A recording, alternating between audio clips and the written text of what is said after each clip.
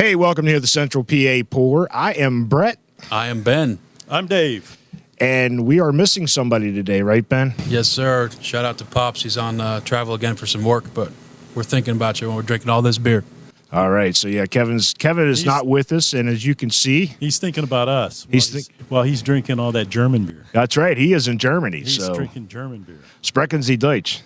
So, but as you can see, hey, we are in a different location. We are on site today, and we have two special gentlemen sitting to my left. And I'm going to let them talk about where we're at and who they are. So I'm Sebastian. We are at DJ's Beverage, one of the largest craft beer stores in York County. This is Doug. I'm Doug. Yeah. I don't even have to talk. Yeah, I'll introduce you. You know, my right-hand man. So. Your right-hand man. So we, as he said, we are at DJ's Beverage here in York. So where can they find DJ's Beverage? So we are on 1785 Rodney Road, York, Pennsylvania, 17408. All right.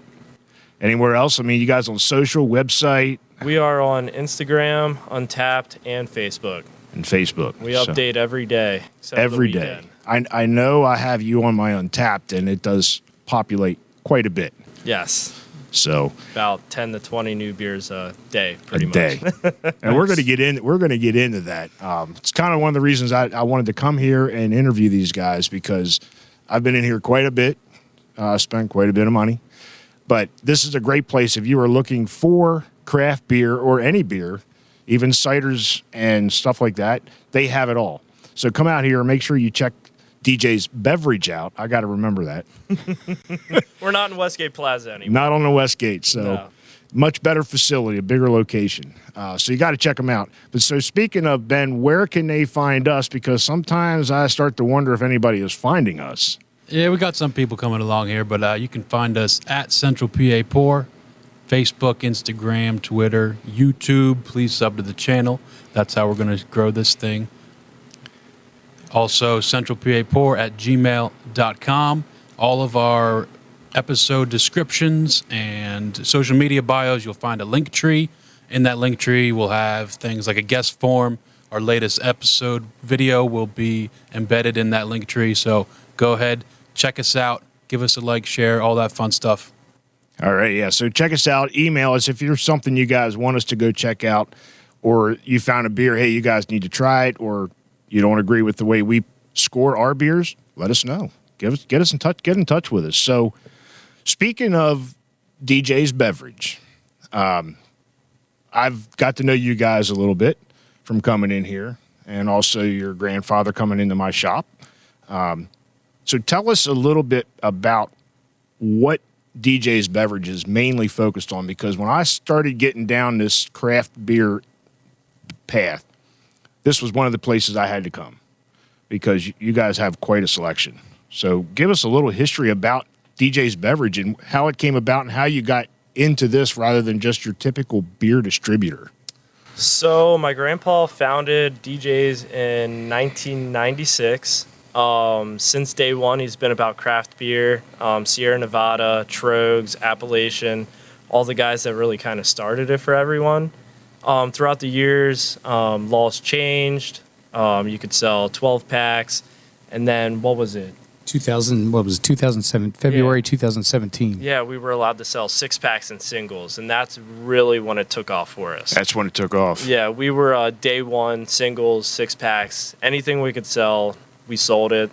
And, it kind of just took off from there. Wow. I mean, we really pride ourselves in it. We research it. We love to talk about it to the customers. It's just, something that really makes the job fun. It's not even really a job at that point. We're just, talking to customers. You're having fun at the job. Yeah. And it's not a job.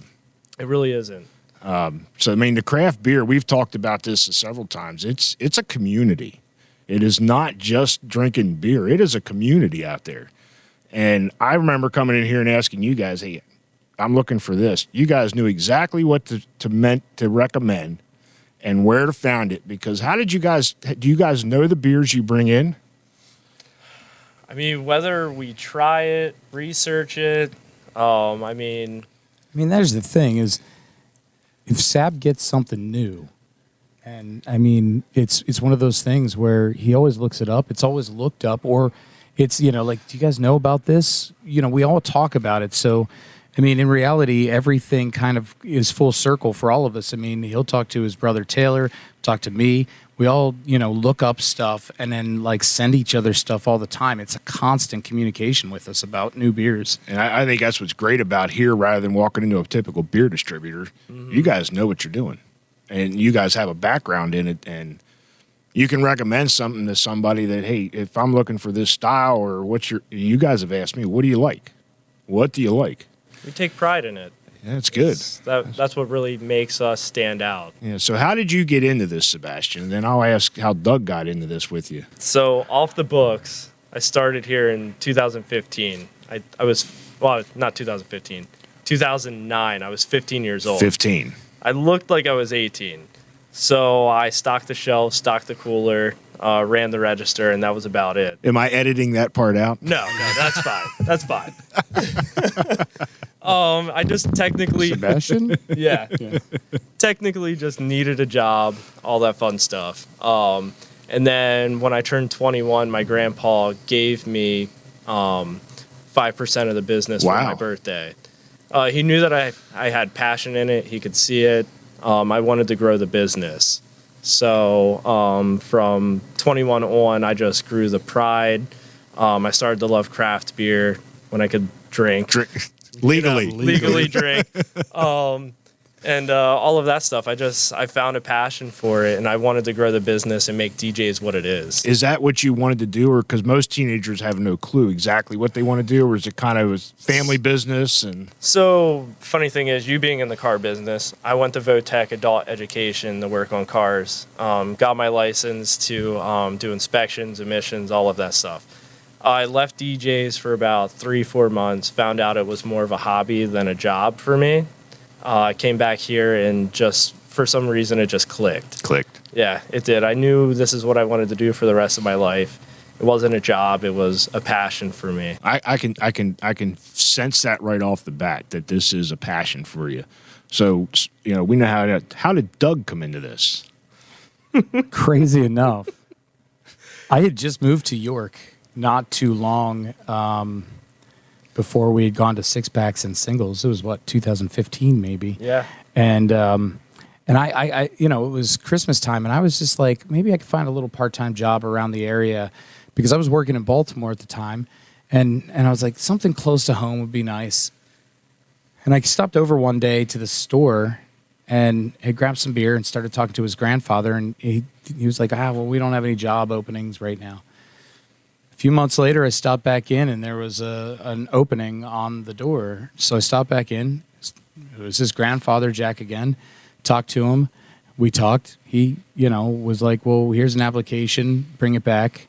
I went home, filled it out, brought it back immediately, literally did the interview on the spot, and he hired me part-time at that point. Basically, for like my first year, I kind of stayed part-time. I think it was more close to full-time hours, part-time, but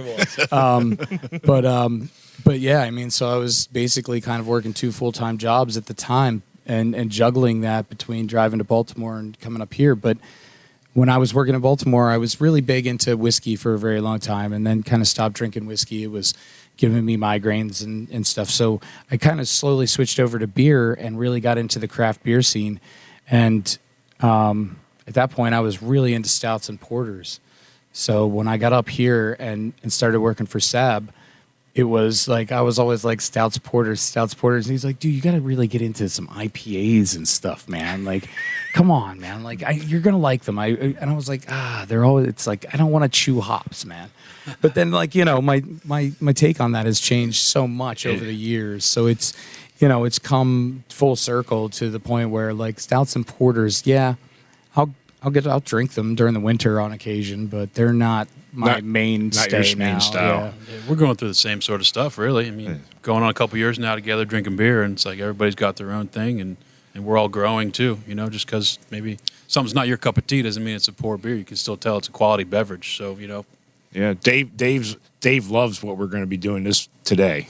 Yeah, love it to death. Yeah. So, so speaking of IPAs, this is our Easter episode. So happy Easter to everybody. So what we are featuring today are nothing but IPAs other than our Cheers beer, which is a special beer that Sebastian is so graciously going to let us try. So we're featuring 3 IPAs, and I think we've picked the 3 breweries from the PA Beer Madness from Breweries in PA and Beer Thrillers. So, Ben, is there any update on that? Yeah, so the Breweries in PA Beer Madness, the final 4 results are in as of yesterday, I believe. And then we have Poor Man's Brewing Company in Ephrata and Fourscore Beer Company out of Gettysburg in the finals for that one. So that tournament's been going on for 25 days, and they registered just over 420,000 votes. Yeah. So that's pretty damn impressive. It is. And we got 2 fairly local breweries that ended up this year. Right, definitely. And then Beer Thrillers, they have Battle of the Breweries tournament going on as well.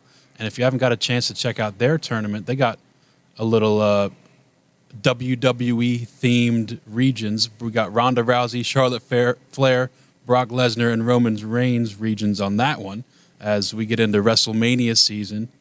So let's see. In that one, we have Desperate Times from Carlisle, which was just in our last episode. Rough Edges Brewing, Waynesboro. Rubber Soul Brewing Company, Hummelstown. Gear House Brewing in Chambersburg. Trogs and Hershey, Mellow Mink in Mechanicsburg. Evergreen in Camp Hill. And actually, I wanted to touch on one of the things that Trogs just went through in their tournament. A few weeks ago, I was at Trogs doing the tour of their facilities with one of my good buddies. And they actually, they give out samples throughout the tour. And one of the samples that they gave out was a beer collab that they had with Kushwa in Brewing. Maryland. And they actually didn't even have a name for it. They just slapped an R&D number on there. And that was a hell of a beer. That was a nice inside look at that. And Trogs just knocked off Kushwa in the last round of that bracket. Yeah, I think you had mentioned that was kind of interesting because they were in the same bracket, but they had a collab going on. So speaking of drinking beer, I think we ought to get into our first one. I'm kind of parched. How about you guys? Yeah, I'm thirsty. Dave, which one are we trying first? I think you got this one. No, I got the first one. Yeah, it's the one that Ben had mentioned, Poor Man's Brewery in Ephrata, and we're going to try their Going Broke IPA, and it has a 7% ABV, and it ranks 60 on the IBU, and it says, and I'm reading the brewer's notes, and it's kind of curious. It's Going Broke is an American-style IPA brewed with oats and hopped with Citra and Mosaic hops. It's so drinkable that it may cause you to go broke. That's one thing the craft beer will make you do. Yes, it will. Yep. Yeah, we're going to use your wallet the next time. My wallet. Yeah, your wallet. Well, yeah, because Kevin's not here. Yeah, Kevin. Yeah, the deep pockets are in Germany. So so like we said, follow us on Untapped. You'll see how we rate these. We also we're going to rate them by color, aroma, palate, and mouthfeel, and just however overall we like it. So, but don't take our word for it. That's how we personally feel about it. We don't use Untapped as our holy Bible. We're just using it mainly for our personal record and looking for new badges. But I don't know. What do you think? These are 2 of the hops that you see a lot of Yeah. on some of these descriptions here. I'm like a 3 or 4 on the color chart, but I got a little bit of a citrus aroma out of that. What are you guys thinking? Very light, easy drinker. Definitely get the citrusiness to it. It is. It's not overly hoppy. Oh, it No. isn't. It is, and I can see where they're saying you can drink quite a few of these. But for somebody that's not looking for that overt hazy IPA, somebody that's looking for something that's still clear, still has body, still has that little malty backbone, I mean, that's what it's bringing Yeah. to the table. It is a nice clear beer. I think it's, I'm not much on IPAs, so if I give it a 3.5 or a 3.75, that's pretty high for me. This seems like one that if if you were just getting into IPAs, it'd be a good target. Yeah. It's not overly hoppy. The IBUs are about mid, I'd say, compared to something like we're going to get into or a West Coast where it's going to be a lot hoppier, a little bit more pine, grapefruit notes to it. But this doesn't have any of that. This is pretty. Yeah, it has over 1,400 rating on tap, with an average of 3.82. So if anybody, for people who are following us on tap, you can see that over 1,400. Yeah, I could drink that.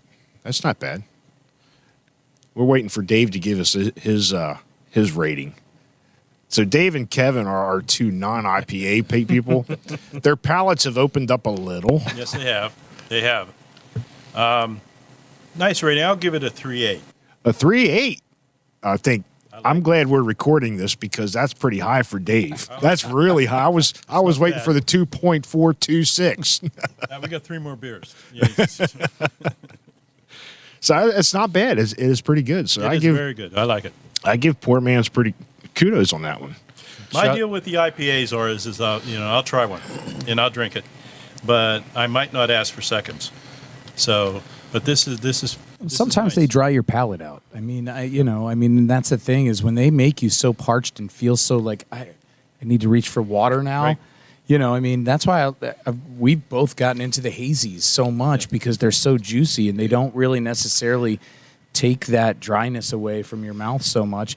But then it's good to get back to that classic American or the West Coast style too. Right. So. Yeah. What did we call them? 90s IPAs? Yeah. That's what we call them. Right. Yeah. Super bitter, super hoppy, palate wreckers. Just one of those what palate I think wreckers. they were going for. like you were just back in the chewing day. a handful of hops, just Been there, done that, got the T-shirt. Don't wanna- So I know you guys carry a lot of stuff here, and it's not just American stuff either. You guys have quite a selection over here, which I know Dave has been in here, and that's where he goes for our beer drinking nights.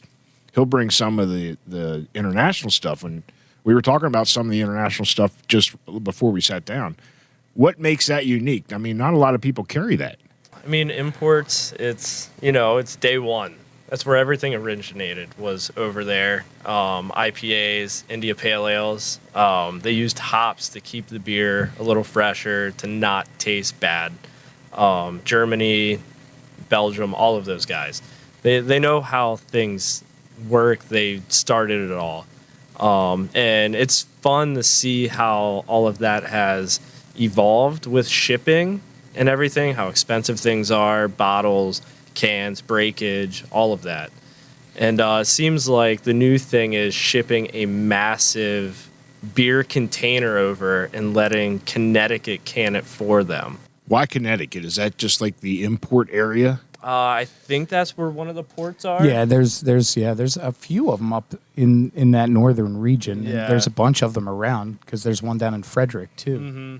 But yeah, you were talking about this one here we got up front, and yeah, and it's a whole line of them. They all do it now. It seems like anything in a 16-ounce can, typically that's shipped from Germany or Belgium or any of those guys, is canned in Connecticut, but brewed overseas. Yeah. So that's interesting how they're shipping it over. I noticed there's a huge bottle back there. It's a triple. Mm-hmm. It says, "Please ask for help." It is a massive Is that bottle. before you drink it, or is that after you drink it? Both. Both. Oh yeah. But I mean, that's where it all started. It's fun, and I feel like the older I get, the more I appreciate it. Yeah. I know Dave. That's his. That when we have our beer drinking nights, Dave comes in. He's I was at Westgate, and usually it's something from that side over there. And I don't venture over there too much because I'm still moseying through your aisles here by the breweries. You got them pretty much alphabetical. Yep, it's all alphabetized by brewery. It seems to be the easiest way for customers. You're looking for a certain brewery, you A through Z. So Because you got a lot to choose from. yeah. As you can see, just from our little and we did a little walkthrough videos, so you'll be able to see more of DJ's Beverage, why it is a unique place to come. And not everybody's doing it. I think there's another one. Valley Green has a similar setup as well. But you guys moved from a location that was a lot more compact Yeah, it was a little claustrophobic over there. We went from 4,800 square feet to 8,000 or no, I mean, 9. it's definitely over double. I'm Yeah. not sure like how much, but I mean, it's definitely just over double what we had before. Yeah. And it's definitely a lot more roomier. You got a lot more area for cold cans to go. Cold is sold. That's the motto in our industry. Cold is sold. Yep.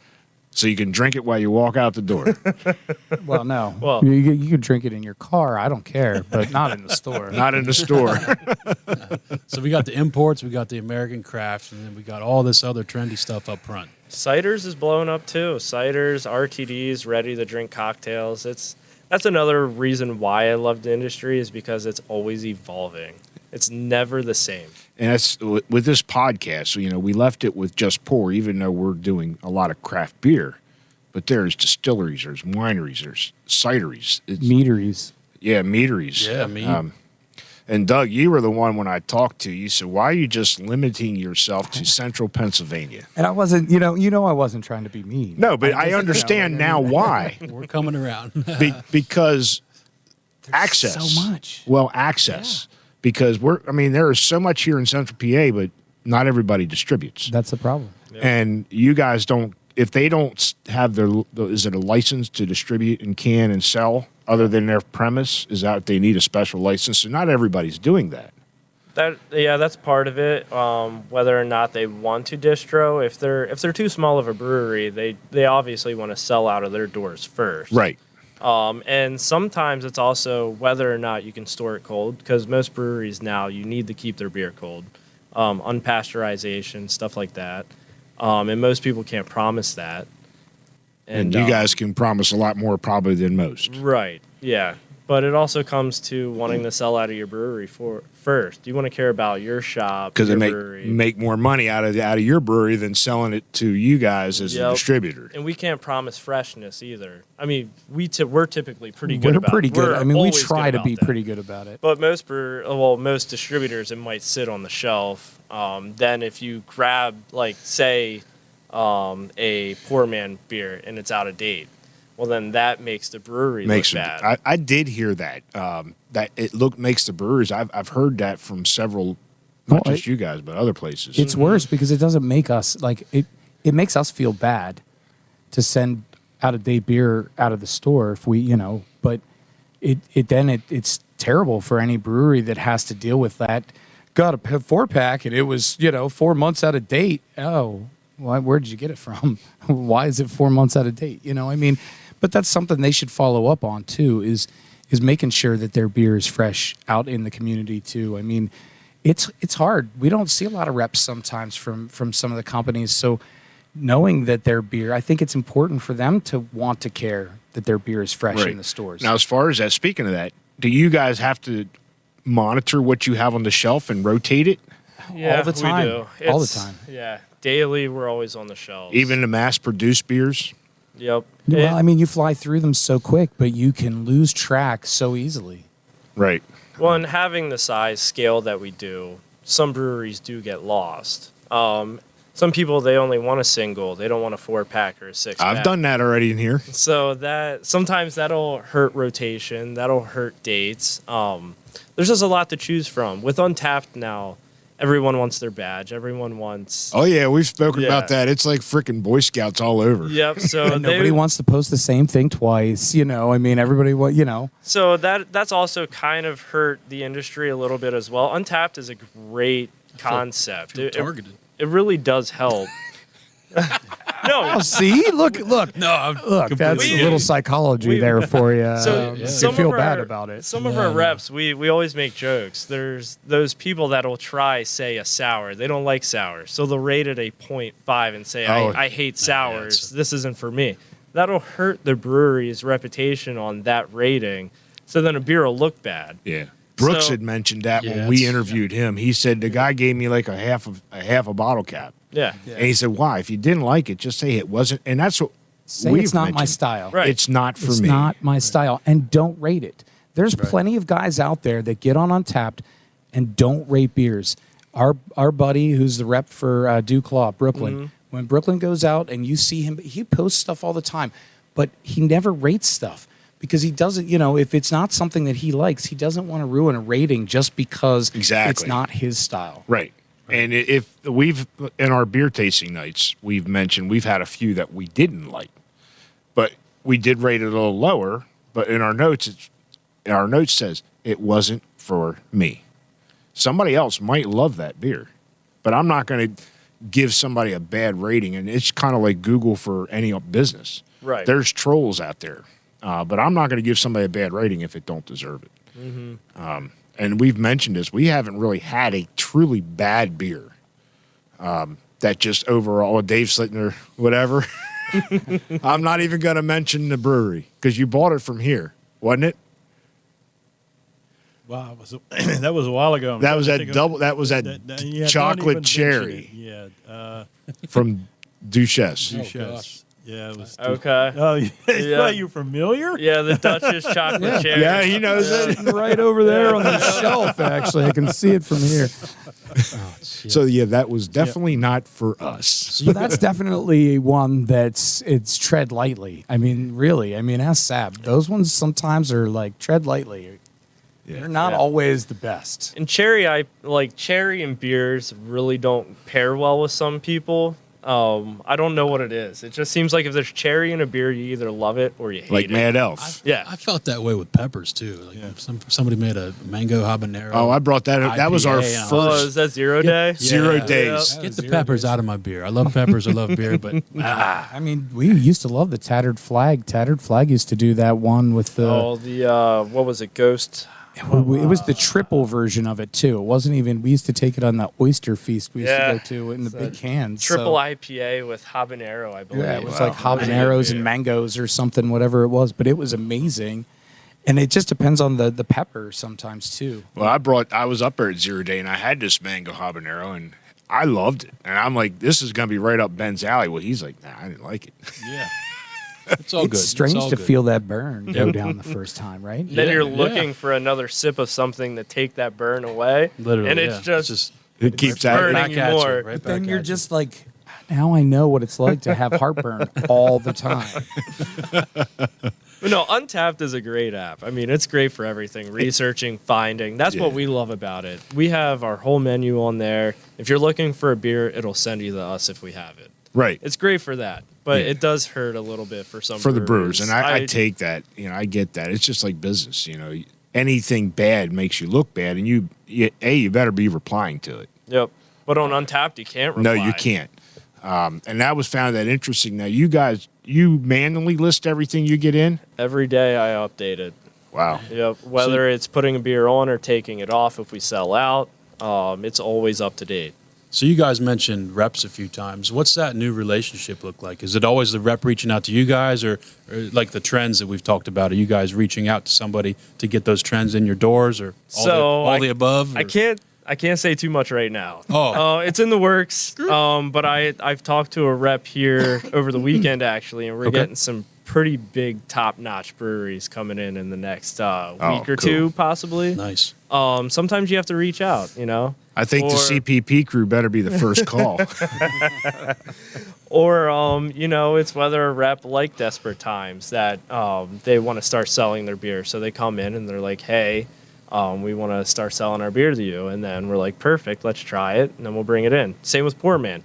We actually just established that relationship with them, I want to say, since we moved. In June. I think Doug was in on that because every time I come in here, he's like, yeah, you got Poor Man's, man. You got to try Poor Man's. Hey, listen, man. I mean, what? The Dunkel was fantastic. Dunkel was good. I mean, the lager, the regular lager is just a great crushable summer beer. I mean, you want to do some beer can chicken this summer, grab the one from Poor Man's because that's a great lager, and the other three you can just slam back while you're cooking. Black IPA was one of, I had that. That was pretty good. That was some good shit there. That's a good underrated beer right there. Now, It's Black IPA. The 4-pack that I had the last time, it was a little overcarbonated, but I gave it a good rating. Overcarbonation happens, but it was still good. Can you peel back the curtain a bit on the black IPA? What goes into that? You don't see many of those. Do you have any ideas? Oh, I mean, the process is kind of the same as a stout and porter, isn't it? Mm-hmm. Okay. The malts are basically blackened, like it's a roasted malt. So that's what's giving you the color for the beer. But then they add more hops, right? It's done in that IPA fashion of how they then brew an IPA as opposed to how they would brew either a stout or a porter. I got you. Okay. Yeah, so it's probably the malts brings the color to the party. Yep. So speaking of malts and hops, did any of you guys ever do your own home brewing? I did for a little bit. And I think you also told me a long time ago, or I heard through the grapevine, you used to grow your own hops. I did, yeah. I grew nugget hops at one point. We used an old basketball hoop, had them twined up, grew from the top back down, all of that stuff. It was fun for a while. Then I kind of ran out of time, got older, started doing this more. Family life gets involved. Yep, baby, house, all of that stuff. And the one time I went to brew a kiwi IPA, because I love tropical IPAs, and the yeast didn't activate, and I didn't realize it, so the beer never actually went. Never fermented. Did the fermentation or any of that, so I ended up dumping out everything I paid for, and I was just like, you know what, I don't have the time right now, so I'm going to stop. Was this the last beer that you brewed? Yes, it was. Was this the one that showed up at the old store in the back room? It was. That Jack drank? Yes, it was. This beer showed out up of the tub. in the store. Sebastian comes into work one day, pulls into the back, and he's like, hey, help me get some stuff out of the truck. I'm cleaning out the basement and trying to get some stuff straightened out. This was just about the time you were moving. You were moving over into the city. Yep. He was moving out of his mom's house, moving over in with his wife, and he comes in, and I'm like, what's in the brewer's bucket? And he was like, dude, don't open it. It's not good. It's not good at all. So I took it in, and we set everything down because we were going to dump everything out and clean it out and get everything done. And this guy's like, grandfather, Jack, comes out of the office. He's like, what's in here? And he opens it up. So I was like, dude, don't open it. Jack opens it, sticks a cup in, takes a swig. Oh, it's not that bad. It's just not carbonated. He and I are just standing there. Now, granted, there's no mold. It didn't look terrible. No. It, But I wouldn't drink it. It did have like that darker kind of color to it, but it was not something I would have put in my body. You had the hop froth sitting on top of the bucket. So speaking of the brewing, I mean, my last batch kind of took a funk. So I bought a brew belt to help maintain the temperature. Mm-hmm. And I checked it a day and a half after I brewed it. Now, these guys will give you a whole different story why it failed. But I went down a day and a half later, and I pulled the cover off because it's in the basement, so I'm trying to keep it above 65. And it was freaking hot. Well, the little gauge I have, it was like 95 degrees. I unplugged that belt, and I thought, shit, I just cooked this beer.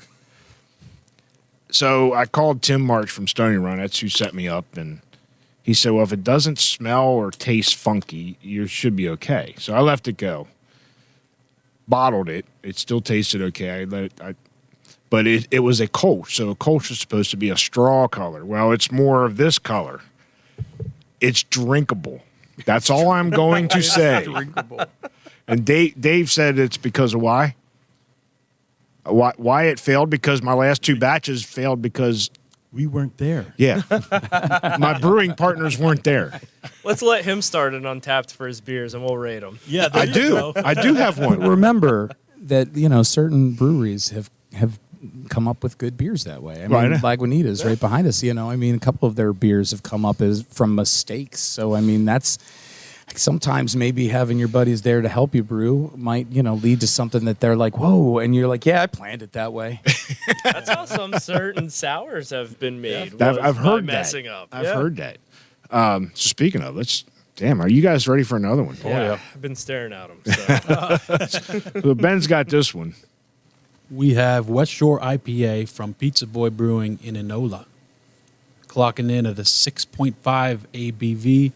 Here is the brewer notes. A complex beast of an IPA, harkening back to the days when the West Coast owned the style.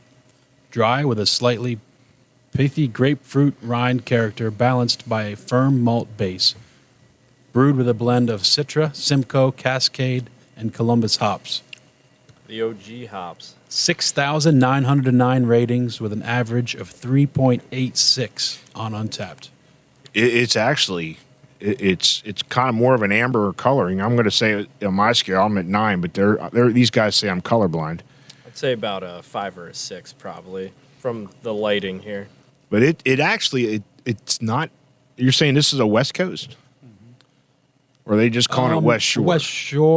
West Shore because of the play on the name from Enola, but I don't know. Could you guys fill in? Maybe I mean, they say it says West Coast on the it says West One- Coast on the can. So For being a West Coast, that's supposed to be a lot of real hoppy and piney, and I'm not getting any of that. I got a little of the piney there on the back But end. it's not overly present, like you had mentioned before, Doug. And it's some of them are really hoppy and bitter. 6.5% too. So I mean, Yeah. we're so used to the double IPA culture at this point. Right. So yeah. So you guys mentioned OG hops. Is there a trend towards trying out new things, or what? These are some of the originals from. Just the hops that were always used was the Citro, Simcoe, Cascade, Columbus, all those Zecca. hops. Yeah. They were all Mosaic. just They were all- originally used from the start. Just kind of oversaturated. Galaxy hops and all of those, I mean, they kind of started the trend with hazies, the more tropical hops, experimental hops.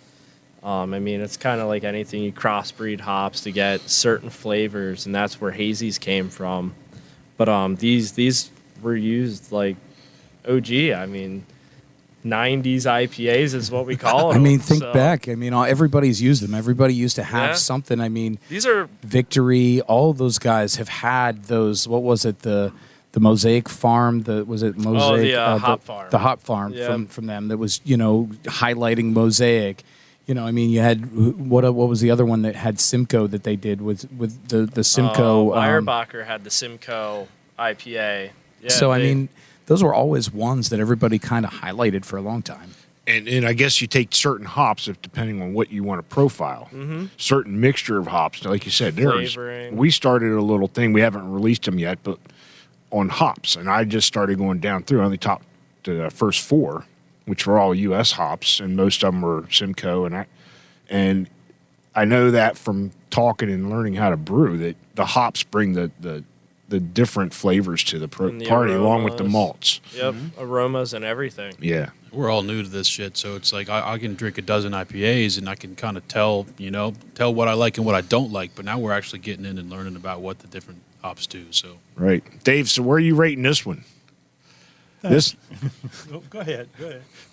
this one's a little bit not as smooth as the other one, but it's very drinkable on my end. It's very drinkable. It's a little bit more of a bitter finish, It does have a bitter finish. and it's very drinkable. But I wouldn't rate it as high as this one here. I put it into a 3 1/4. 3 1/4. I like that multi finish. I don't get that a ton with IPAs that I venture out into. So Yeah, so I'm thinking I'm about 3.25, 3.5 in that area on me. But again, that's just my personal preference. But if I rate anything that high with an IPA, that's pretty good on my end. And I've found like a year and a half ago, I wouldn't have never drank any of that.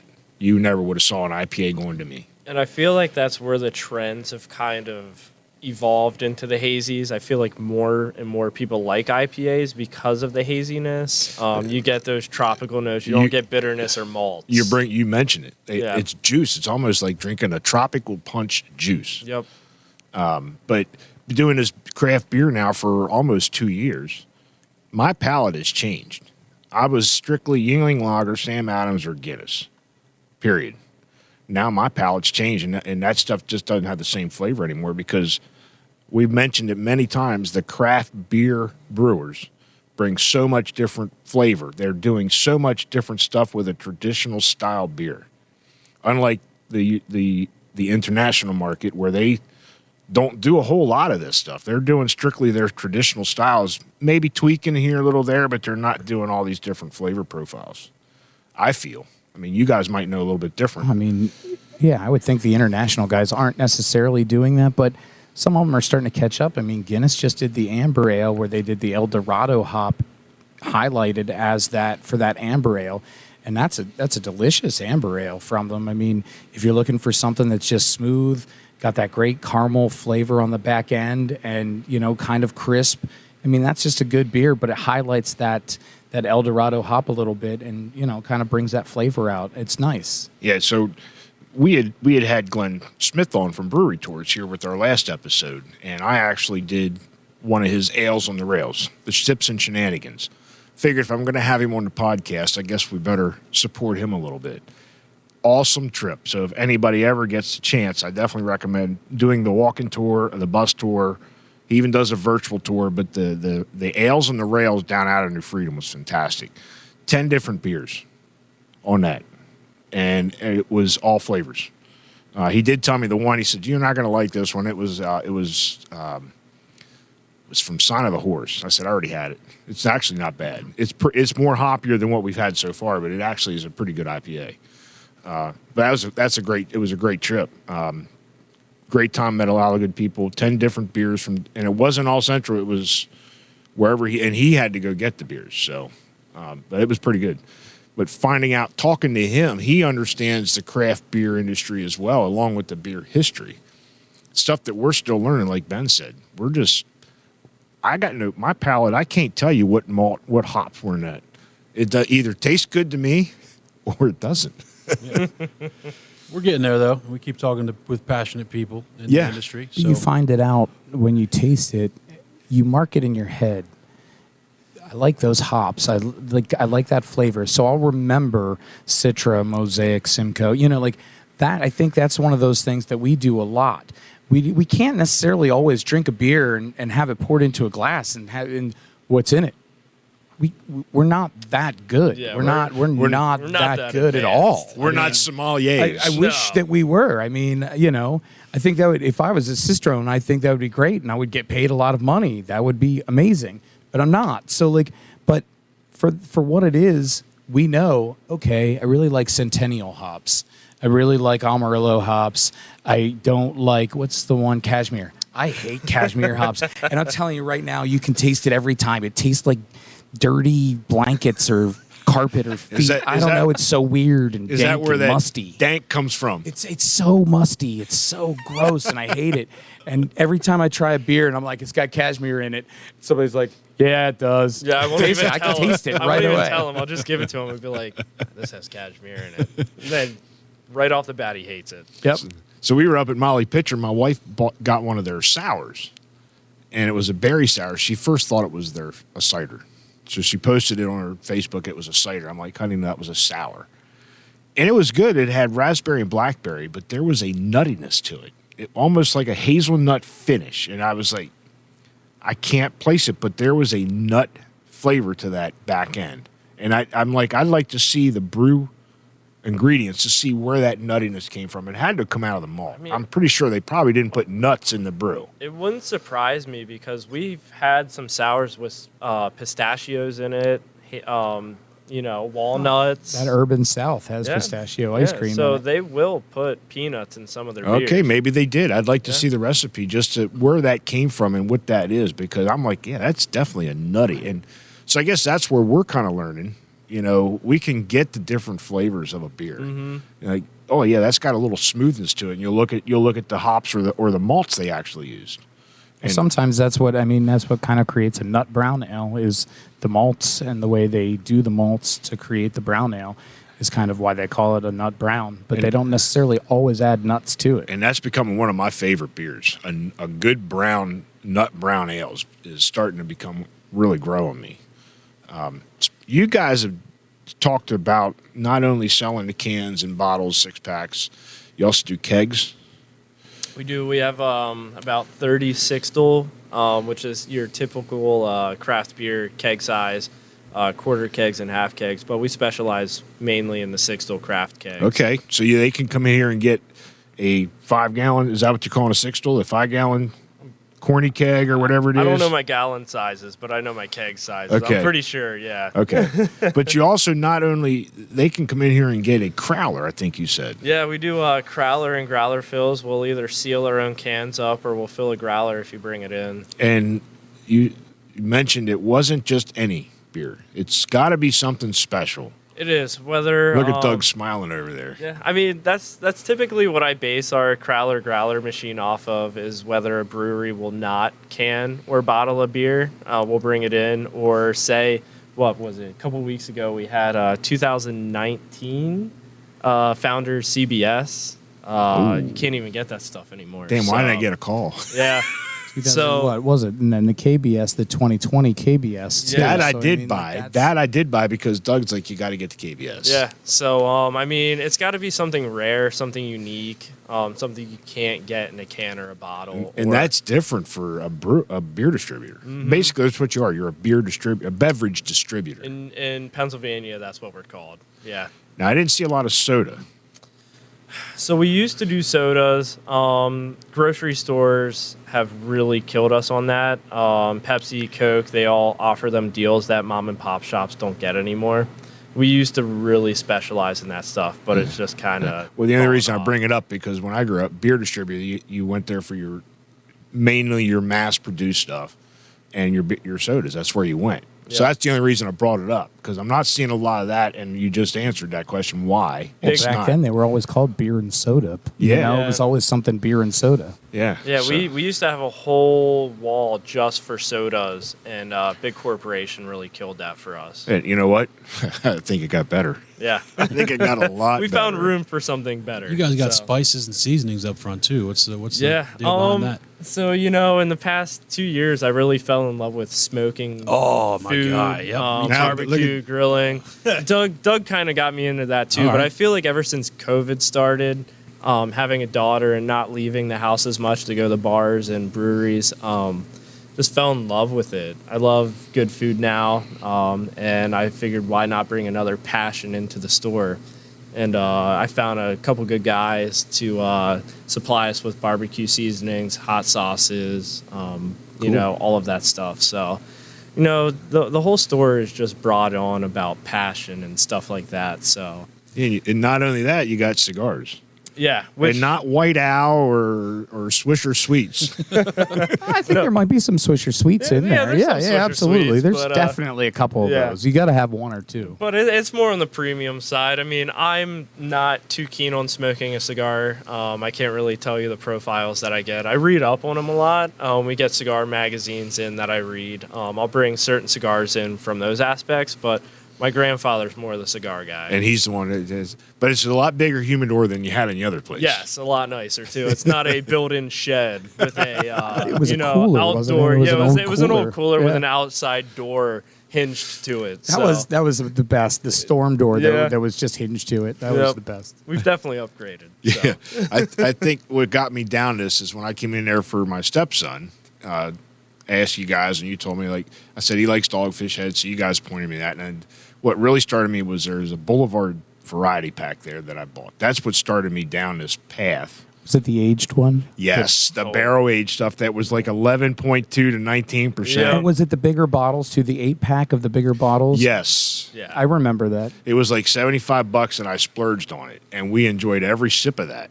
And that one was at 19% or something. I couldn't believe that was in a beer. That's So Boulevard. then the next year I came and you guys had the Goose Island sitting there in the front. And it was around the same time, around the Christmas time. And I was like $17.99 a freaking bottle. Well, you want to buy a whole case? Oh, hell no. Let me buy one. But actually, the next week, after Dave, Kevin, and I sipped it, I came back in and bought 4 more. So I was like, I should have bought the case because I probably already bought it now after coming in.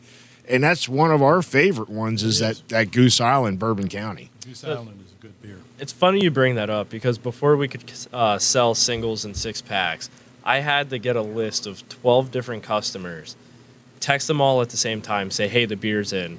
I have to sell it to one of you, and then everyone take it out in the parking lot and split it. That's how we used to have to do it. Wow. I used to have a list of that X amount of people say, hey, all right, here it is. Someone buy it, split it out in the parking lot. That's how it has to go.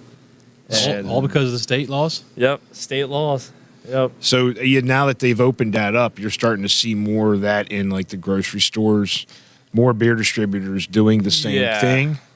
So the volume is just there now. The rarity has really died on some of those beers. Now there are certain ones we'll get one case, but with the regular Bourbon County, Like double nugget. Yeah, well, double nugget too. Yeah, that's one of them. Just because you were late on it doesn't. No, I forgot. Oh, is that what it was? He actually let me buy his. Yeah, Oh, that's good. yeah, I had to eat my consequences. But I told him he didn't have to do that, but I appreciate it because it was a damn good beer. And Yeah. I've never had Nugget before this year. or even the double. Just the regular? I've never had nugget. You and I talked about that, didn't we? Yeah. Yeah. Nuggets. I mean, it was, and you talked about the nugget hop. I mean, that beer was just phenomenal for an amber ale. That's basically what it is, right? It's an amber ale. It's not an IPA. Yep. Well, I mean, do you guys get to Virginia at all? If Not you guys yet. get down to Virginia and go down through Virginia, Licking Hole Creek has a nuclear nugget that they do. Basically, it's like a double. It's like 9%. I mean, that's a great execution with that hop. I mean, that they do. It's got fantastic color to it. Just great caramel kind of like flavor on the front end with that hoppiness coming in deep on the back end. It's a really good beer. So yeah, I think when you were saying about this stuff, it's just everything's different, and people are doing this different stuff with similar ingredients, but they're making it their own. You have to keep up with the times, or else you're lost. Yeah, It is. But with the single stuff here, so that really opened up your guys' market. Like behind you, single cans, because I know I've brought it several times throughout the times. Hey, can you split this? No, I can't, but I can split that one. I only take 2 of those. So I guess that's what winds up on the shelves behind you. Yep. Yeah, this is our mix of 6. It's more the lower pricing stuff, whereas in our cooler over there is more the high-end stuff. We have more lean towards opening almost everything up in the store singles, just because we know that's what consumers want. They don't want your 6-pack, 4-pack anymore. They want singles of everything just so they can try it. That's what I was getting ready to ask you. It's because, I don't want to know if I want to buy a 6-pack or a 12-pack of this, because I don't know, if I'm going to like it. Well, it goes back to him feeling guilty earlier Exactly. about the guys that just want to try it one time. Even if you try it one time, do you go back to it? Absolutely. Oh, yeah. Oh, yeah. Okay, Absolutely. well that's the important thing is if you try it and really like it, because like we talked about it, we know a couple of guys, and maybe one of them might work here, who will buy, get something and then talk about how much he really likes it, but then never go back to it.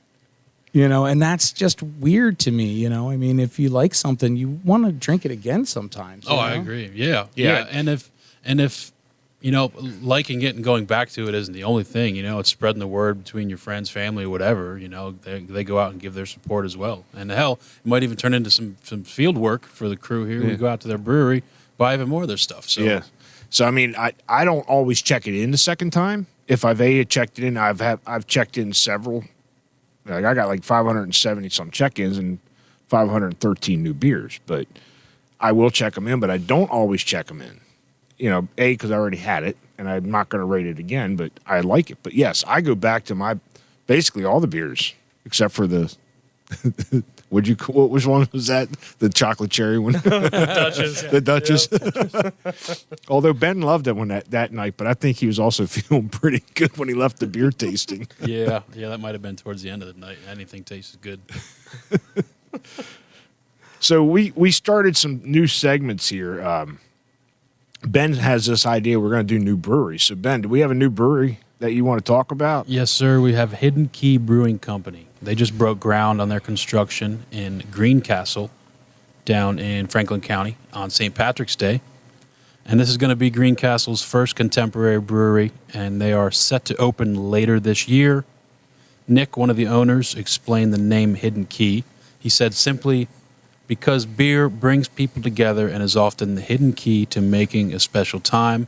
As you can hear on our outro, on our segment, and Bonded by Beer is that little catchphrase that we came up with. You came up with it. We adopted it. There you go. So Hidden Key, again, they are in Greencastle. They're going to have a 5-barrel brew system housed in a 450-square-foot brewing area. They're going to produce up to 500 barrels a year. On tap for their opening later this year, they're going to have a Pilsner, a double IPA, and a New England IPA. So if you're in the area later that year, go ahead and check them out. Yeah, so cool. Yeah, so I think there's a ton of new breweries that are constantly open up.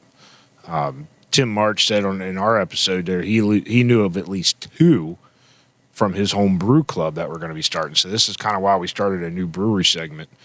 We did mention 2 episodes ago, Whiskers, that actually burnt down after our Boo Boo episode when we re-recorded it. We brought them up. So we're hoping we're hoping to be able to actually bring them on as a guest and kind of discuss their new plans of rebuilding, and hopefully we can get them on. Yeah. We talked with Micho Brewing too, that we had on a new brewery segment last episode.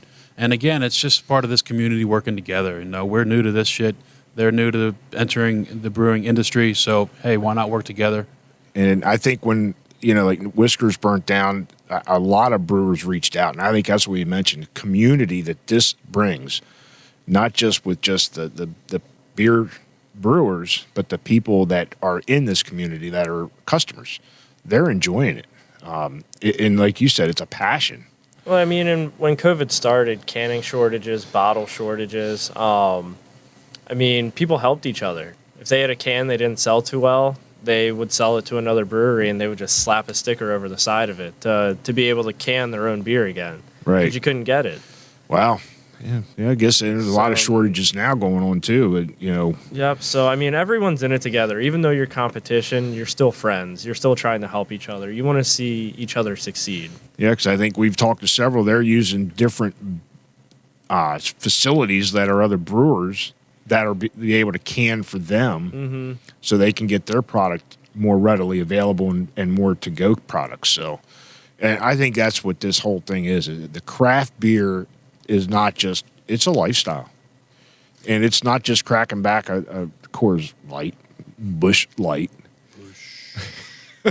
It's different. And it's I just love it. And I don't think I'm going to venture off this path for a long time. It's not just craft brew either. And look out for our future episodes. We're talking to some distilleries, some wineries, and I'm sure you're going to see a lot of the same stuff in those industries as well. Yeah. So, as far as you guys, what makes you unique? I mean, what else do you guys do that maybe what's your future plans look like? Are you looking to expand again? Maybe take over this whole facility, this whole building? Yeah, I guess it depends on the PA laws that change and stuff too. I mean, if they were to ever privatize liquor and, wine and all of that stuff, yeah, we can sell wine products, but a table wine, it has to be a certain percentage of alcohol for us to sell. That would probably be the next step in expanding, is if we could start to sell that stuff. Okay. But as of now, as trends start to die or change, the space is always available for us right now with what we expanded with. Yeah, and I think it's great. I mean, it's definitely a lot bigger. Not walking down the aisle where, I can't go down that aisle. Somebody's standing there looking at the beer. Yeah, we kind of miss that old mentality because, that's just how beer distributors kind of were in Pennsylvania at the time. But it is nice to have a beautiful shop. You had a crammed in there. I mean, basically everything you had here was in that small area. Every week was frustrating at the old spot. We always fought with each other about, this isn't my aisle, you do it. And that was the seltzer cider aisle. Doug always would leave stacks of beer in the aisle, and he's like, this isn't my problem, you deal with it. I would be putting stuff away. Deal with it. I would be putting stuff away, and I would just load up carts. And it would be, stack of 15 cases of beer, and I would just take it over to the last row. I'd dump it. I'd walk away. And I would do that like 6 times in that row, and it would just be stacked up down that aisle. And I'd be like, Sab, hey, I left you a gift over. Oh, I hate you. Or you wouldn't even tell me. And later on during that day, I'd walk down that aisle, and there'd be stacks. And I'd be like, okay. But not even that. It was just, craft beer. The more they demanded cold space, we just didn't have the space for it. It was just hard. So, it was so hard to fit everything in that store at that point. Growing pains. When you were ordering, when Sab's ordering like 3 pallets, they have pallet deals going on. Everybody has pallet deals going on. So he's getting 3 pallets of this, 3 pallets of that from one person. But later that week, in a couple of days, we're getting another 3 of this and another 3 of that. So now we've got all of this space that I have to find room for when I'm there open in the morning. And I'm just like, okay, all right. Well, we'll put a couple out on the floor for now, and then hope that nobody rips them open. And set the rest in the alleyway in the back of the building. Yeah, right. It was. I mean, we would get stacked up in the back. You would have to move beer out to get beer in. Yeah. So, as far as that goes, what you guys you guys said you pretty much know or you've researched the stuff you have. Do you go to festivals? Do you go to the breweries? How do you other than researching it online or whatever? Because I know the couple times I've talked to you in the past, it's like you guys knew exactly what the beer was, how it tasted, and where it came from. I mean, we have gone to Hibernation at least 2 times. It was a shit show. I mean, we've gone to a bunch of them before, so I mean, We've had great times. We've had great times. It's But just I mean, you drink so much, you know everyone, so everyone's just pouring you stuff. Like most of the reps we have are there, and we know them personally. So what was that? The one year we got he was I was pouring beers. he and for I got myself. separated, and he was over. Were you at Funk? No, it was Windridge. No, Windridge. Yeah, That's where Windridge. it was. Windridge, and I was at Flying Fish. Yeah, you were at Flying Fish pouring for them, and he was over there pouring for them. So we were helping at one point. And and then we met back up later, and he was like, "Dude, I was just pouring." I was like, "I was just pouring." And he was like, "Oh, okay, cool. I wondered why I couldn't find you." But yeah, we do that all the time. Yeah, That's cool. I mean, I don't know about you, but I do hop from brewery to brewery sometime. Having a daughter now, 10 months old, it's a little harder. That's gonna put a cramp to that pretty quick. It's a little harder, but most breweries, are family friendly, and Yeah. she loves the atmosphere, which helps. She's not a very cranky, cryy baby, so I can still go do some of the things I love to do, but you just don't drink. We as had mentioned much. that before. It's not a bar scene like it was when I grew up. You No. didn't really want to take your family to a bar.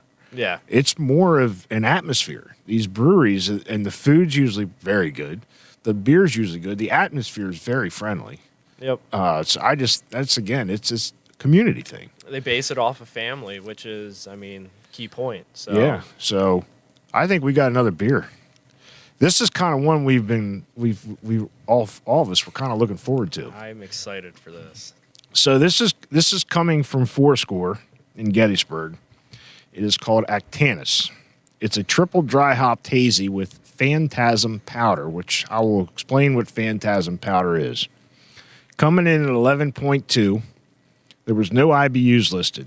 Their description was, "We are back with round 2 of our collab with our mates from Astrolab. We boosted up the base of our first collab, Polaris, and took a similar approach with the hops, but drew the focus out a little bit more on certain ones.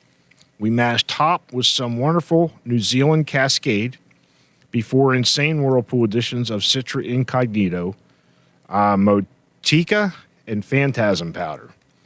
We fermented with Cosmic Punch yeast before triple dry hopping with a massive dose of Ruwaka, some hyper fresh Nelson Sauvin, and a big finishing pop of Citro Cryo. The Ruwaka we used was some of the best we've ever experienced, and it adds a crazy pop of fresh ruby red grapefruit and beautiful passion fruit. The Phantasm Nelson Motica combo adds a bright wine back note throughout. It's got only 188 ratings, so it's a newer beer, with an average of a 4.14. So we've been kind of talking about this. Phantasm powder was something I just saw on an article from Breweries in PA. And Ben and I talked about focusing on some of the IPAs with the brewers that were left in the March Madness stuff. And Fourscore had 2 beers that they brewed with this. So I thought this would be phenomenal to try. So before I read what Phantasm powder is, what do you guys think of this? Definitely get the fruity, what do they call it? Pop of fresh ruby red grapefruit and beautiful passion fruit. Definitely get that. And then a bit of a bitter bite at the end there. I'm not sure what that's from, but I noticed it too. It's just a twinge. So I finally Just a drank twinge, not a wine yesterday with my wife, and I feel like that's kind of that winey, bitter bite feeling. That you dry get. wine finish, Yeah. that's where the grape, I think, is Yep. coming in. Yeah, I'm not usually a wine fan, but last night I had a night, so I drank some with my wife finally, and I was like, you know what? I like the way this makes me feel, and I feel like I'm getting that tasting note Yeah. on it now. Actually, that's freaking juicy. that's pretty good. It's pretty juicy. That is It's that is good. good. It is. Who else writes you a paragraph for the brewer's notes, too? Yeah. So the Phantasm powder, which I thought was interesting after I read it, and they actually used Ben, the brewer from Fourscore, because I guess he was one of the Some of the first. from the first tackling this new. I guess it's not even a hop. It's from grape. It's from grapes. Grape skin, Grape I believe. skins, yeah. Yeah. Yeah, so it was created in New Zealand. It's a product that has been in development for a couple years. The product is in a powder form and is derived from the New Zealand Marlborough Sauv Blanc grapes. And again, I'm not a wine person, so I'm probably screwed the Sauv up. These grapes are known for their more ethyl precursors, which are known for creating rich tropical notes when added to fermentation. Ben Little, the head brewer at Fourscore, has used this powder in 2 beers so far, the Phantom Mania and the Octanus. It's not a readily available product yet. He also said it's pretty expensive, so you want to make sure you're using it correctly. He also said it enhances certain things, so you don't want it to be the main focus, is what he said. But if you use it in the right way to bring out, like you had said, the different hops and the different stuff to accentuate it, it's going to be a great. And I guess it's coming. It's going to be something new. Everybody's going to be trying. This is only the second brewery I've seen use it. You said what was the other one? First one was Anchorage out of Alaska. And that's the $83 bottles up there on your So counter. Those are their stouts and barley wines, yes. But their IPAs are also very expensive. I feel like it's probably because of the shipping prices right now, but they are one of the only ones other than Foursquare I've seen to use this. When I saw it and we got this, and I was talking to Sebastian and Doug. Sebastian, I'm anxious to try it. So It's something new. it is new, and I do get a little bit of that great wine, that white. It's almost like a white wine drier finish. Yep. Yeah. I'm giving this a 4.25. I'm sorry, this is pretty damn good. That's good. Where are you at on it, Dave? Not as high as a 4.25 or 3.7265 or I'll give it a. It's good. I'll give it a 3.731.749.62. rounded up to the nearest tenth, right? Yeah. No, I think it's pretty good. Yeah, that is too bad. When I was up there to pick this up, I bought the last 2 mix of 6s, so that maybe he's going to be making more. I feel lucky that I grabbed them, and yeah, that is definitely that's a go-to. I have a question, Sebastian. You said it. You did enjoy a glass of wine with your wife. I did. I just kind of curious. My wife drinks wine, and sometimes I struggle with it. And I was just kind of curious what it was. Do you remember? I cannot remember what it was. I know it was I don't know wine terms. I think it was a Blanc. Okay. Yeah. I don't like red dry wine. It was a white wine. Yeah, I like white wines. I don't Yeah. like reds. Okay. But even white wines I find hard to drink. I think I was just in the mood yesterday, and I'm glad I drank one because I kind of get the same tasting notes Yeah. from that Phantasm. So Yeah. Some of the white wines are kind of dry. yeah, And you can get a very dry white wine, but I'll drink wine on occasion. Thanksgiving, I'll drink the wine. When we go out, sometimes we'll get a glass of wine. I'll have a glass of wine with her. But I'm not just a big wine drinker where I could sit down in the evening and watch a movie and have a couple glasses of wine. yeah. I'm more of a bourbon guy at the end of the night. That's There what you- I prefer. There you are. I do There you like are. the way that wine makes me feel after a glass okay. or two. There you go. That I do like. We did mention as we get into like the wineries and cideries and the meads, the women will have to bring our wives and stuff in because I don't do wine. To me, it all tastes like crap. It actually doesn't taste as bad as Coors Light, but it tastes like crap. And I've tried to learn to drink the bourbons and stuff like that. I can't do it. No, I can't do it. I brought him over some aged 25-year-old Scotch one. Oh God, it tasted like total shit. So I don't appreciate it. Let me tell you. You know how much Scotch, 25-year-old Scotch costs? I know what it costs, and I said I don't appreciate it. To me, it tasted like shit. So I don't appreciate it. I've tried to keep up with Ben's dad, Kevin, a couple times, and that didn't turn out too good Bad either. idea. Bad idea. No. I just remember coming back in the house, grabbing a garbage can, and laying next to bed. So we got some beer news. We got some things coming up here that we saw. We love to talk about breweries in PA on this show, and rightfully so. And we are going to be collabing with them at some point in the near future. Can't wait for that. Yep. So that'll be pretty cool to get those guys on. So they do beer shares across the state. I believe their last one was at 10-7 Brewing, and they had a great turnout there. And actually, a little bit of news from them. I believe they're going to do their next beer share at whoever wins their March Madness tournament. Which is going to be within our driving distance. Which is, Four for sure. score poor man. So it's going to double as an awards ceremony and as well as the beer share. So we will be sure to check that out whenever that's announced. And and if that is the case, maybe we can collab with them on that date. So that'd be pretty cool to get them on at the same time. I know there is a home brew con in Pittsburgh coming up. Actually, that's in your area. Yeah. That's your hometown.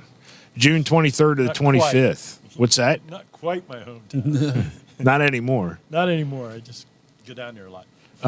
That's the 44th annual convention of that. So a bunch of other stuff they got going on. We talked about the home brew competition that Brewers in PA is going to be doing it. And I think all those slots are filled now for the 5 different regions. And then the championship is going to be in October up at Rusty Rail. So that ought to be pretty cool. Phillies invading Pittsburgh. That's another tap takeover. We've mentioned that before. I think Big Bottom has done some of that as well, the tap takeover stuff. Yeah. Do you guys notice any of that? Like, you guys keep up with that? Like tap takeovers, like different areas coming into the breweries, or? I followed them. I've never really gone to any. Just the time again. Time. Yeah. You got a family and a kid. Yeah. I spoke with Bob at Big Bottom Brewery this past week, and he said he's planning on doing another tap takeover in July, I believe. Okay. And we are looking forward to hopefully be recording on site during the week of that. And he actually goes and he goes around the state and drives and Picks it up. 40 kegs from around the state and brings them back. Wow. So talk about passion and effort. Holy Yeah, shit. there you go. You guys got any last minute words? Dave? No, nothing really. I mean, I just enjoyed it and got an education and very knowledgeable. And of course, I'm one of your customers. So just keep the back corner stocked. We will do our best. Yeah. Listen, there's some good cheap beers back there. I'm telling you. What is it? Walter? The Walters stuff. and, Any of the stuff from Walters. I mean, Kolbitzer. the Kolbitzer stuff. What's the other one? The Javier that just came in. As long as it ain't like a chocolate cordial. No, I mean, like they're all like even. Schwarzbiers What is and the Tucker? Yeah, Tucker. The Tucker stuff. I mean, those are like $7.99 4-packs, but like their Marzen beer is phenomenal. They're all easy drinking. And so that's our monthly beer tasting. We do it all. We don't care what it is. But for this, we try and do a local, focal. right? But been doing this monthly beer tasting for over a year, and it started with what we were buying from here. It's like we get together at a fire pit, and Dave's like, "Why don't we make this official?" So we did. So once a month since last December, or a year and a half ago, we've been getting together, and we've been drinking beer, and it's whatever beer we bring. And I don't want to seem like I'm pushing beer, but like I'm his sales guy, so like I'm pushing beer. Do you work on commission, Doug? I've tried to get him to do that, but he just hasn't. He has not bought into that just yet. He won't do it. I can't convince him. I'd be broke by the time I paid you. You don't work for beer then. You work for dollars. I work for whatever he's willing to give me that week. Not a bad gig. Yeah. Maybe, Generally, it's just love. we Generally, trade- it's just love. He gives me a big hug at the end of the week. He's like, "You did a good job this week. Come back next week, and we'll see if you can do a little better. Maybe I'll pay you." We trade barbecue too. That's true. Yeah, we do trade trade a food. lot of. So we had mentioned that Ben. This is right up Ben's alley. You had mentioned you love smoking meats. You guys like cooking. yeah. Yep. That's right up Ben's alley. Yeah, we're getting there. Yeah, I mean, you getting guys there. can sit here and talk barbecue all night long. Pulled pork, that's the one I'm getting focused on right now. Pork. I've been getting that Doing one. one next weekend. Oh, nice. Yep. Nice. I've been focusing on the cheese. Jeez. Cheese. I have a guy in my church. He's got a smoker, and he'll put different stuff on there. He just did a cheese. I forget what kind of cheese he smoked. Do you cold smoke cheese? Yeah. Yep. Can you explain that to me? I haven't got that Get a cold concept smoke yet. box. cold smoke box. Yeah. Okay. It's just it's like a little box, and you fill it up, and then you light it, and you put it in. It keeps the temperature low, but a lot of smoke coming through. So you're not melting the cheese. You're not getting over a certain temperature.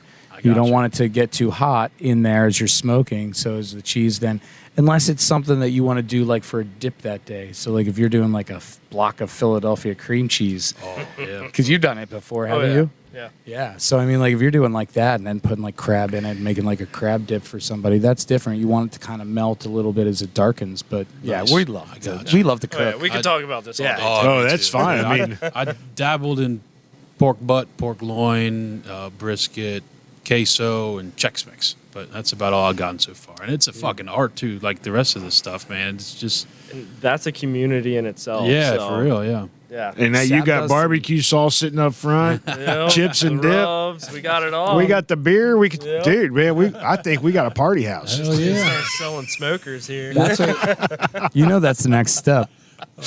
Hey, if PA lets us, we'll do it. Yeah. So you had mentioned something about cold fermenting or cold something. We got a can sitting here. So that is, well, I mean, What do you- as what- IPAs, there's always new styles. West Coast, East Coast, IPLs, brutes, and now we have cold IPAs. So that is the newest trend that's starting. Cold IPAs are cold fermented. So you still get the hoppiness and the hops to it, but it's kind of brewed like a lager. Wow. So See- it's got to be chilled at like under like around 40, about 50 degrees. Yeah, and then you get that crisp lager finish to it. Oh man. So you get the IPA kind of up front, and then a crisp lager finish. And you said it's kind of a newer style. Which one It did is. we put up on the table? So we have the Rogue Knuckle Buster. That is literally the only one we have in the shop right now. The first one that we got was Half Acre. Did we have one from Fatheads too? No, we didn't. It was No? the Half. Just the Half Yeah, Acre? Half That was Acre, it? and then the Rogue. And it's just, I think it's a style that might catch on. For Sounds like it certain might people. have to go home with the That's what CPP. I was thinking, too, Brett. Hope the Yeah. cash register's turned on. Where do you get your dad's credit card? You were supposed to grab that before he took off. It happens. It happens. So yeah, that's pretty cool. I definitely feel like it's the new take on. So we used to say IPL would never sell. So if it had the L at the end, no one would buy it. And that was what was the IPL? Imperial Law. Well, It was India Pale Lager. Yeah, it was a lager basically. So Yeah. basically, Yep. same So same principle. It would Same scare general people. principle. But Yeah. now that it's a cold IPA, people don't look at it. They took the lager out of it, Yes, so it yes. keeps the traditional IPA people. Well, think Yep. about it. Yingling did it. Yingling did their IPL, and and it didn't work. never sold. Yeah. They stopped doing it. I mean, So- what was it? What was the one we were talking about earlier? Kiwi. Oh, Jack's Abbey. Jack's Abbey. Yeah. They're Kiwi. It's a double IPL. And I'm telling you, if you ever go out and you see it and it's fresh, buy it. It's delicious. I've had a couple of the Jack's Abbeys. I like both of them that I had, but it wasn't an IPL. But I think one was their copper one. What was that? That was really good. Yeah. Oh yeah, that's the Oktoberfest one. Yeah, The that's copper, really yeah. good. Yeah, and they focus on lagers and stuff. But as soon as you just strap IPA to it, it sells. It sells. Yeah, you can't- It's a naming thing. But, Oh, absolutely, I mean, 100%. lagers are coming back, but you can't just put IPL on it or any of that. It doesn't do well. Right. Well, especially back then when they came out with IPLs. I Yeah. think in that 90s kind of era or mindset, it was if we put lager on it, maybe people will buy it because they love, like lagers, like, Coors Light and whatever. So I think people thought that, but at the time, IPAs were so new right. that it just didn't take off at all. Yeah, I think you had mentioned that kind of stuff. Naming is all about it. I'm a lager guy, but the brewers in PA is calling this the hashtag Year of the Lager. They're trying to promote that style again. I mean, poor man's. Those guys have strictly gone to, good traditional styles. Well, you lagers. had mentioned that, Doug, the Dunkel, Yeah. and that kind of stuff. Any of the black lagers, the Schwarz beers that have been coming I out, like Desperate Schwarz beers. Times. I love their Schwarz beer. Their Schwarz beer is amazing. It I mean, is. it's great. A great beer. I mean, good caramel, middle flavor, good kind of smoky after flavor to it. It's a good beer. Yeah. And if you're not going out and trying the local ones that are doing those lagers and stuff, then you're kind of missing out. IPAs are great, and I love them, but I like to take that break. Yeah, yeah, and that's for where sure. I think doing this, we've featured several different styles. We've done a couple theme stuff, but you can go from here to here, East Coast to West Coast, North to South, and you're going to get all kind of different flavors. And everybody's going to have an opinion of what their beer is, you know, like, oh, what? Here in our city now, trust me, you try this, it's the best one out there. You know, everybody's got that opinion, but sometimes their opinion isn't what your taste buds want. Right, and we've mentioned that before. It ain't, don't rate it bad. Just don't rate it, and just say, hey, this isn't for me. And I think that's why I love my job, is because everyone has a different palate. Exactly. Everyone has different tastes. So you're always connecting with someone else about different flavors. Yeah, and that's what I love. And I've gone home and I've got a stock pot. My fridge is full from being in here too much. But it's like, you know, some nights it's like, you know what? I don't want anything heavy. I don't want anything dark. I'm going to go for either a sour. I'm going to go for something like a Kolsch or something that's a little lighter on the lighter side.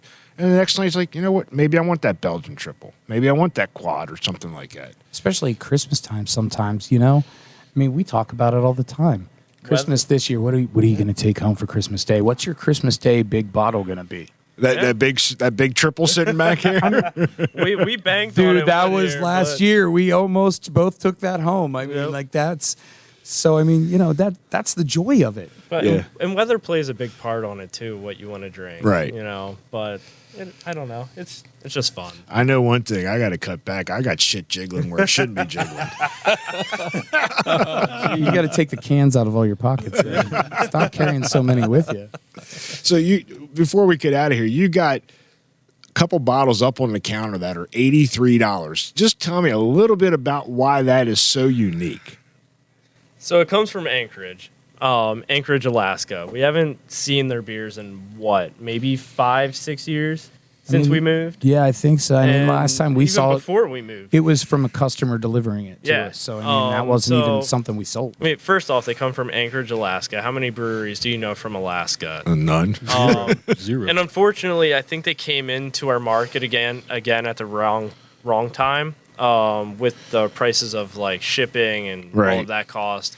But they take unique blended barreled beers, whether it's a barley wine or a bourbon, and they'll take various years and they'll mix it all together.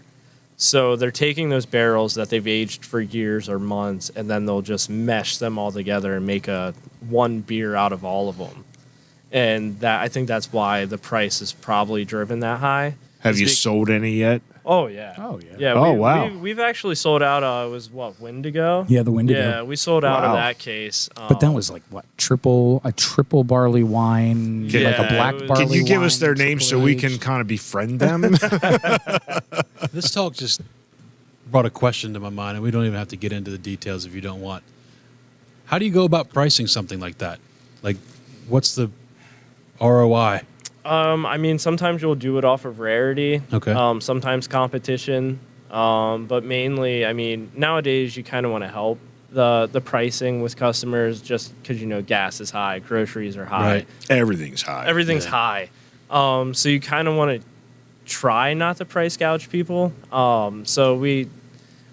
our industry, people think you make a lot on beer, but you really don't. Okay. So the price margin for us isn't as high as you would think it is. Well, I've heard this numerous times. Dude, you work for yourself and you own your own business. You're rich.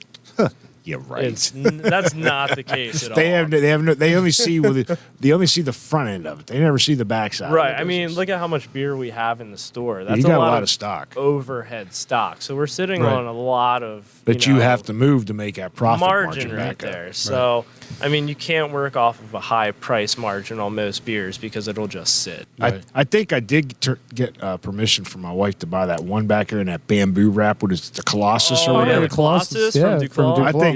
I think I got permission to buy that before. Yeah. Well, that one's only 35. Well, I know. I mean, too bad. I've spent that on a beer already. We won't tell her if you buy one of the Anchorage. But here's the thing. Here's the thing. Look up the Anchorage beers at some point and go online and kind of do some pricing, because Tavor used to do some stuff and price their stuff. And I've had guys tell me that, 83, that's not bad. I saw it for 150 online before. So I mean, that's the thing is like some guys, when they're going out for specific bottles of beer, they're going out for bottles that if it's been sitting in somebody's basement and they think it's worth the money, you're going to find it online worth money. And that's the thing. The dark underbelly of the aging side of things. People love to age beer. Yeah. You know, I learned about aging beer from Dogfish. Their website had a great area about how to age beers, especially specifically their beers, but other people's beers too. So, like, for the longest time, that captivated me in like taking certain beers and letting it sit for a couple of years and then trying again, and trying it whenever you get the new beer in that year, trying them next to each other so you can taste the difference and see what the subtle differences are. But it's, we do it all the time here. We like to do that stuff. We're weird. It's, but that it's just, it's like that excites us, know? And I can see it. So, yeah, it's just fantastic. I mean, we talked about aging beers. I mean, the different styles, and not every beer is going to age well. And every beer has its own flavor because of the hops or the malts or whatever. I mean, it's just a tremendous amount of palates. But that's what brings it all back around to those beers. They're able to be aged for decades. Yeah. They're waxed, they're ready to go. They're in dark bottles. You can put them away in your basement, forget about it, like a bottle of wine. And in 10, 15 years, somebody's graduating high school and you decide you want to have a really good bottle. Now you've got a really nice bottle aged down there that you can pop out. And the profile has changed so much over those years. Yeah. Kind of like Dave's 25-year-old scotch. That absolutely. Tastes like shit. I don't know. Not necessarily. The scotch is probably a lot better sometimes than some of the beers you might crack open after 25 years. But so tell us again where they can find you guys. How can they get a hold of you? To crack into your guys' knowledge of this industry. I mean, obviously the best one is Instagram, Facebook. I'm on there daily messaging customers all the time, whether it's for pricing, if we can get a beer or not. Whether or not you just call us, ask for myself, Doug, my brother, any of us. We're pretty knowledgeable on everything, whether it's a style or whatnot. You know. And not just craft beer. You said you got seltzers, you got wines, boxtails. Is that what you call that? Or some kind of craft mixers? You got regular beer. Yeah, I mean. International beer. We got it all. You got it all. Spices and the seasonings. Yeah, cigars. Hey, we really. Slushies. Yeah, they freeze pops. Yeah, and crowlers. Ice. In the Ice. summer. Yeah. Ice. don't forget that ice. What's a beer without Got the ice. Yeah, so we appreciate you guys taking the time to do this for us. Any last words, guys? Because we got a special beer here that Sebastian is going to be providing us. Well, a question for Sebastian. I was just wondering, you said, like you guys don't get rich on this. And I'm just kind of curious why you had asked me to move my SUV 2 spaces down from your Bentley.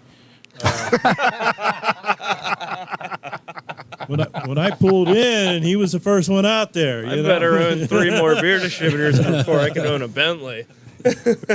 Maybe Jack can help with that. Yeah, maybe.